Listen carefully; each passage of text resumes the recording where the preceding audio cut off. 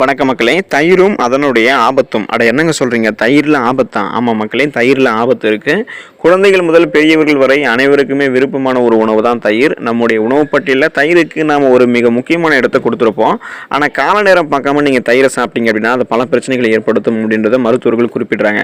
அப்படின்னா தயிர் சாப்பிட்றதுக்கு எதுங்க சிறந்த நேரம் அப்படி தானே நீங்கள் கேட்குறீங்க. அதுதான் மக்களே, இப்போது தயிர் சாப்பிட்றதுக்கு எது சிறந்த நேரம் அப்படின்ற அந்த தகவலையும், தயிரை சுடுபடுத்தி சாப்பிடலாமா வேணாமா அப்படின்ற தகவலையும், தயிரை எந்தெந்த உணவுப் பொருட்களோட சேர்த்து சாப்பிடக்கூடாது, தயிரை யாரெல்லாம் சாப்பிடக்கூடாது, தயிரை அதிகமாக நீங்கள் சாப்பிட்டீங்கன்னா என்னென்ன விதமான பிரச்சனைகள் ஏற்படும் அப்படின்ற எல்லா தகவல்களையும் வாங்க விரிவாக பார்க்கலாம். அதை பற்றி பார்க்குறதுக்கு முன்னாடி இந்த வீடியோவுக்கு ஒரு லைக்கை மட்டும் கொடுத்துட்டு இந்த தகவலை உங்களுக்கு தெரிஞ்சவங்களுக்கும் ஷேர் பண்ணிவிட்டு அவங்களுக்கும் பயனுள்ளதாக இருக்கக்கூடிய ஒரு ஆரோக்கியமான பதிவு தான். இது போன்ற அப்டேட்ஸ்களுக்கு நீங்கள் இன்னும் நம்மளுடைய ஹெல்த் நியூஸ் தமிழ் சேனலை சப்ஸ்கிரைப் பண்ணாமல் வச்சிருக்கீங்க அப்படின்னா உடனே சப்ஸ்கிரைப் பண்ணி வச்சுக்கோங்க. பக்கத்தில் இருக்கக்கூடிய பெல் பட்டனை கிளிக் பண்ணி ஆல் அப்படின்ற ஆப்ஷனை மறக்காமல் செட் பண்ணி வச்சுக்கிட்டீங்க அப்படின்னா நான் போடக்கூடிய எல்லா அப்டேட்ஸுமே உங்களுக்கு நோட்டிஃபிகேஷன் அடிக்கடி சேரும்.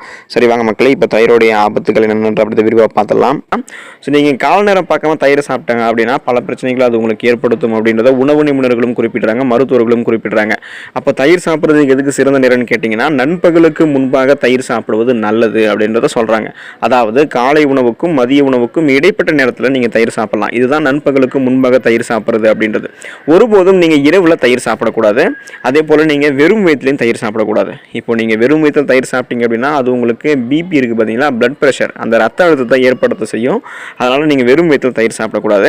ஒரு சில பேர்லாம் பார்த்தீங்கன்னா தயிரை சூடுபடுத்தி சாப்பிடுவாங்க. ஸோ தயிரை நீங்கள் சூடுபடுத்தியும் சாப்பிடக்கூடாது. இந்த எண்ணெய் போட்டு தாளித்து இந்த மாதிரி சாப்பிடுவாங்க பார்த்தீங்கன்னா, சூடுபடுத்தி அந்த மாதிரி நீங்கள் தயிரை சாப்பிடவே கூடாது. வேணும்னா நீங்கள் தயிர் கூட அப்படியே சூடுபடுத்தாமல் சிறிது சர்க்கரை சேர்த்து நீங்கள் சாப்பிடலாம். ஸோ சர்க்கரை சேர்த்து நீங்கள் சாப்பிடும்போது உங்களுடைய உடலுக்கு உடனடியாக எனர்ஜி, ஆற்றலை அந்த தயிர் தரும். அந்த மாதிரி நீங்கள் எடுத்துக்கலாம். அது உங்களுக்கு ஆரோக்கியம் தான். ஆனால் நீங்கள் சூடுபடுத்தி சாப்பிடக்கூடாது. தினமும் தயிர் சாப்பிடலாமா அப்படின்றது ஒரு சில பேர் கேட்பாங்க. தயிரை நீங்கள் தினமும் எடுத்துக்கொள்ளக்கூடாது. தயிர் இரத்த குழாய்களில் அடைப்பை ஏற்படுத்தக்கூடியது. தொடர்ந்து நீங்கள் ஒருவேளை தயிர் சாப்பிட்டீங்க அப்படின்னா உங்களுக்கு உடல் வீக்கம், அரிப்பு, அக்கி போன்ற பிரச்சனைகள் ஏற்படக்கூடும். தயிர் சாப்பிடுவதன் மூலம் உடலில் கொழுப்பு அதிகமாக சேர்வதால் இரத்த குழாய்களில் அடைப்பு, சர்க்கரை நோய் போன்ற பிரச்சனைகள்லாம் உருவாகும். எனவே நீங்கள் தினமும் தயிர் சாப்பிட்றத தவிர்த்துக்கோங்க. வாரத்தில் 2 அல்லது 3 நாட்கள் நீங்கள் தயிர் சாப்பிடலாம். அதுவும் ஒரு வேளை மட்டும்தான் நீங்கள் தயிர் சாப்பிடணும். ஸோ அப்படி சாப்பிட்டீங்கன்னா உங்களுக்கு பிரச்சனை கிடையாது. ஸோ நீங்கள் இரவில் தயிர் சாப்பிடக்கூடாது. அதே போல் காலையில் வெறும் வீட்டில் தயிர் சாப்பிடக்கூடாது. வாரத்தில் 2 அல்லது 3 நாட்கள் நீங்கள் தயிர் சாப்பிடலாம். அதுவும் ஒரு வேளை மட்டும்தான் நீங்கள் தயிர் சாப்பிடணும். அது உங்களுக்கு எந்த விதமான பிரச்சனையும் கிடையாது. ஸோ வாங்க இப்போ தயிரை எந்த விதமான உணவுப் பொருளுடன் நீங்கள் சேர்த்து சாப்பிடக்கூடாது அப்படின்றதையும் விளக்கமாக பார்த்துடலாம். இது நீங்கள் பொதுவாகவே கேள்விப்பட்டிருப்பீங்க, மீனையும் தயிரையும் சேர்த்து சாப்பிடக்கூடாது அப்படின்னு சொல்லி பல பேர் நீங்கள் சொல்லி கேள்விப்பட்டிருப்பீங்க. ஸோ அது உண்மைதான். மீன், தயிர் இது ரெண்டுமே நீங்கள் சாப்பிடக்கூடாது. 2 உணவுப் பொருட்கள்லையுமே புரதச்சத்து நிறைந்திருக்கிறதால நீங்கள் இந்த மீனையும் தயிரையும் ஒன்றா சேர்த்து சாப்பிடக்கூடாது. தயிரை நீங்கள் மீனோட சேர்த்து சாப்பிட்றத தவிர்த்துக்கோங்க. அறிக்கைகளின் படி என்ன சொல்கிறாங்க அப்படின்னா, இந்த தயிர், மீன் இது ரெண்டுமே ஜீரணிக்க ரொம்பவே கஷ்டமாக இருக்கும். விலங்குகளுடைய புரதத்தை காய்கறி புரதத்தோடு நம்ம இணைக்கக்கூடாது. அப்படி இணைச்சு சாப்பிடும்போது அது வயிறு தொடர்பான பிரச்சனைகளை உண்டாக்கும். அதனால் மீனையும் நீங்கள் தயிரையும் சேர்த்து சாப்பிடாதீங்க. அதே போல மாம்பழத்தையும் தயிரையும் நீங்க சேர்த்து சாப்பிடக்கூடாது. மாம்பழத்தை தயிரோட இணைக்கிறது உடல்ல குளிர் மற்றும் வெப்பநிலையை உங்களுக்கு உருவாக்கும். இது என்ன பண்ணும் அப்படின்னா தோல் பிரச்சனைகளுக்கு உங்களுக்கு வழிவகுக்கும் மற்றும் முழு உடல்லுமே நச்சுக்களை உருவாக்கிடும். ஸோ அது உங்களுக்கு எஃபெக்டாக தான் இருக்கும். இதனால உங்களுக்கு செரிமான அமைப்பில் ஒரு ஏற்றத்தாழ்வு உங்களுக்கு ஏற்படலாம். செரிமானம் சார்ந்த பிரச்சனைகள் உங்களுக்கு ஏற்படலாம். அதனால மாம்பழத்தை நீங்க தயிரோட சேர்த்து சாப்பிட்றத தவிர்த்துக்கோங்க.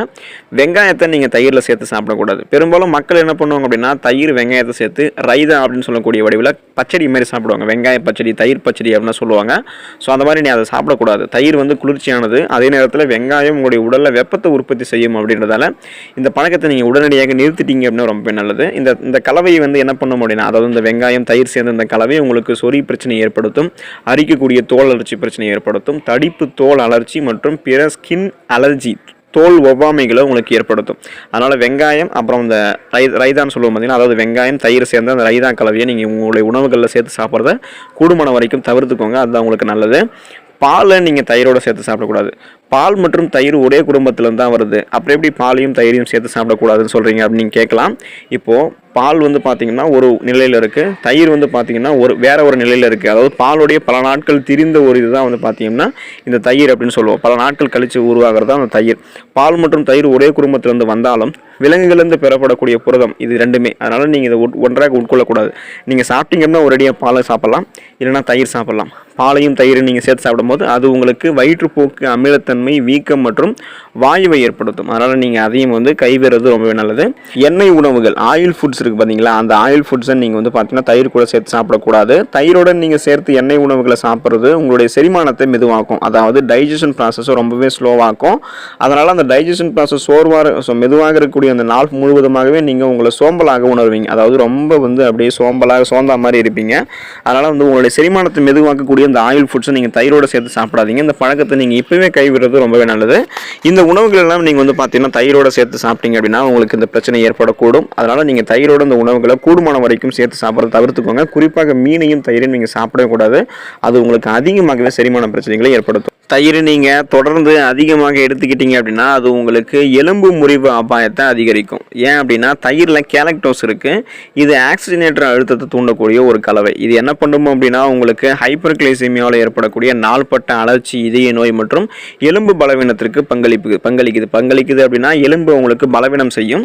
எலும்பு பலவீனம் உங்களுக்கு எங்கே கொண்டு போய் முடியும் அப்படின்னு பார்த்தீங்கன்னா எலும்பு முறிவு அபாயத்தை தான் அதிகரிக்கும். ஸோ அந்தளவுக்கு உங்களுடைய எலும்புகள் பார்த்தீங்கன்னா ஒரு ஒர்த்தாகவே இருக்காது. எலும்பு முறிவு ஆகக்கூடிய அளவுக்கு எலும்பு பலவீனமாக இருக்கும், பலமாகவே உங்களுக்கு இருக்காது. அதனால் பலவீனமாக உங்களுடைய எலும்புகளை நீங்கள் மாற்றிக்க கூடாது அப்படின்னு நினச்சிங்கன்னா அதிகமாக நீங்கள் தயிர் சாப்பிட்றதை நிறுத்திக்கோங்க.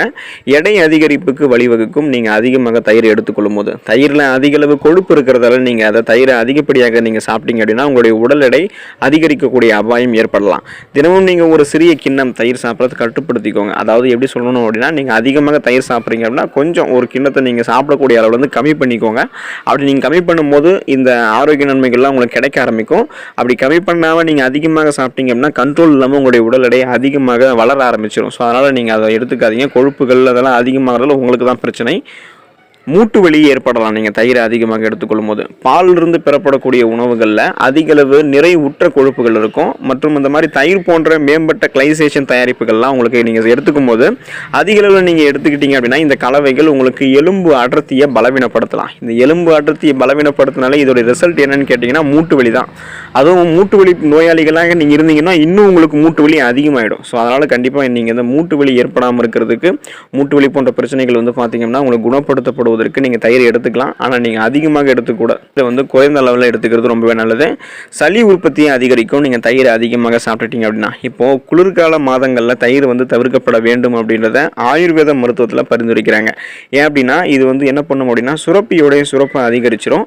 இது சளி சுரப்பை அதிகரிக்க ஆரம்பிச்சிடும். எனவே இது என்ன பண்ணும் அப்படின்னா நமக்கு ஃபைனலாக ஆஸ்துமா, சைனஸ் நெரிசல், சளி மற்றும் இருமல் போன்ற அந்த சுவாச நிலைகளை பாதிக்கக்கூடிய பிரச்சனைகளை நமக்கு அந்த சிரமத்தை ஏற்படுத்திடும். அதனால் நீங்கள் தயிரை அதிகமாக எடுத்துக்காதீங்க. யாரெல்லாம் தயிர் சாப்பிடக்கூடாது அப்படின்னு கேட்டீங்கன்னா தயிர் ஒரு புளிப்பு உணவு அப்படின்றதால கீழ்வாதம் உள்ளவர்கள் இந்த தயிரை தொடர்ந்து சாப்பிடக்கூடாது.